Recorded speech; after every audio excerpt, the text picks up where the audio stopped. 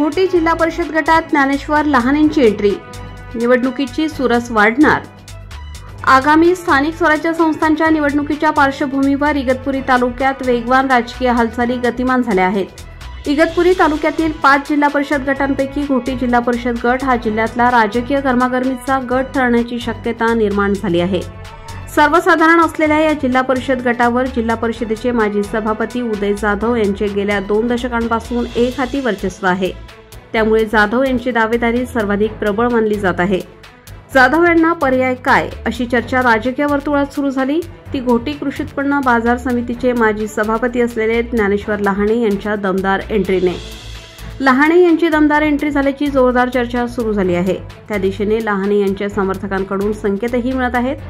घोटी शहरभर लागलेल्या शुभेच्छा बॅनरमुळे ही चर्चा वाढली आहे। दुसरीकडे अन्य मार्गांनीही या दावेदारीचे संकेत मिळू लागले आहेत। यामुळे घोटी जिल्हा परिषद गटात वर्चस्वाची लढाई सुरू होणार असून ती चुरशीची व रंगतदार होईल अशी जोरदार चर्चा आहे। आमदार हिरामण खोसकर यांचे निकटवर्तीय मानले जाणारे लहाने हे माजी जिल्हा परिषद सदस्य गोरख बोडके व सहकार नेते तथा माजी जिल्हा परिषद सदस्य अॅडव्होकेट संदीप गुळवे यांच्याही मर्जीतले मानले जात आहेत। या सगळ्यांशीच लहाने यांचा असणारा दोस्ताना हा चर्चेचा विषय आहे। या बळावर लहाने हे रिंगणात उतरणार का असा सवाल विचारला जातो आहे। दुसरीकडे इगतपुरी तालुक्यातील नावाजलेली व भरघोस उत्पन्नाची बाजारपेठ असलेल्या बाजार घोटीवर तब्बल 2 दशके उदय जाधव यांचे एकहाती वर्चस्व आहे। त्या बळावरच जिल्हा परिषद गटावरही आहे। उदय जाधव हे स्वतः 2दा या जिल्हा परिषद गटातून निवडून गेलेले आहेत, तर एकदा त्यांच्या सौभाग्यवती सौ अलका जाधव या निवडून गेलेल्या आहेत। अनुसूचित जमातीसाठी राखीव असतानाही जाधव यांच्याच समर्थनाच्या बळावर माजी आमदार शिवराम जोहले यांच्या समर्थकाने इथे विजय मिळवलेला होता। त्यामुळे घोटी गट म्हणजे जाधव हे समीकरण पक्के झाले आहे। 2 दशके हा गट राखण्याची किमया जाधव यांनी केली असून या बळावर दोघाही पती-पत्नींनी जिल्हा परिषद सभापतीपदही भोगलेले आहे। शिवाय बाजार घोटी ग्रामपंचायतीवरही सातत्याने जाधव यांचाच दबदबा राहिलेला आहे। नशिबाने हा गट पुन्हा सर्वसाधारण झाल्याने जाधव यांची उमेदवारी प्रबळ मानली जात आहे।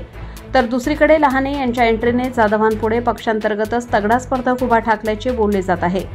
जाधव व लहाने हे दोघेही एकाच राष्ट्रवादी पक्षाचे असल्याने तिढा वाढण्याची चर्चा आहे। नवा चेहरा द्यावा असा काहींचा या गटात आग्रह आहे, तर दुसरीकडे यूपीत यादव व घोटीत जाधव यांना पर्याय नाही असे गमतीत म्हटले जाते आहे। एकूणच घोटीत उमेदवारीसाठी राष्ट्रवादी काँग्रेसमध्ये चुरस पाहायला मिळत आहे, तर प्रतिस्पर्धी विरोधी गटात मात्र शांतता दिसून येत आहे। तालुक्यात आमदार खासदार देणारे विविध नेते कार्यकर्ते घडवणारे किंगमेकरच्या भूमिकेत सातत्याने असणारे उबाठाचे निवृत्ती जाधव यांचा गतवेळी मनसे उमेदवार संदीप किरवेंच्या दमदार उमेदवारीने निसट्टा पराभव झाला होता। त्याचे उट्टे काढण्यासाठी जाधव हे परत एकदा नशीब आजमावणार की महायुतीतील चुरशीचा फायदा उचलून एखाद्या नाराज तगड्या माशाला गळ्याला लावून पुन्हा किंगमेकरची भूमिका बजावणार याबाबतही उलटसुलट चर्चा सुरू आहे।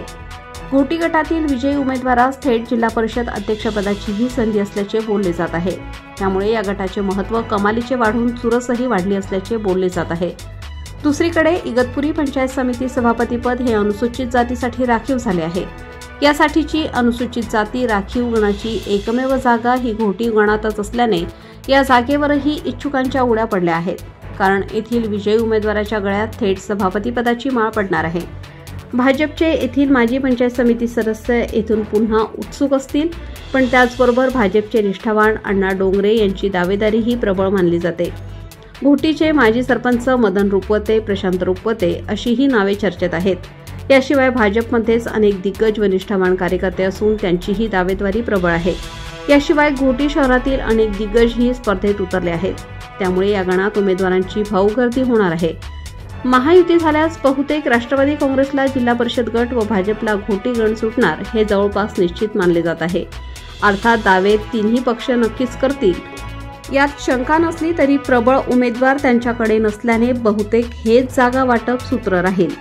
अर्थात महायुती झाली नाही तर चित्र वेगळे असेल हे जरी खरे असले तरी दोन्ही जाधव हे एक लहाने यांच्या भोवतीच निवडणूक फिरेल अशी शक्यता आहे।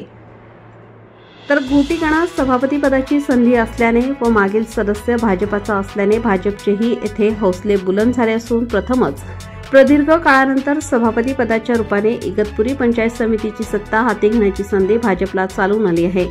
यामुळे भाजपकडे या गणात दावेदारी वाढली आहे।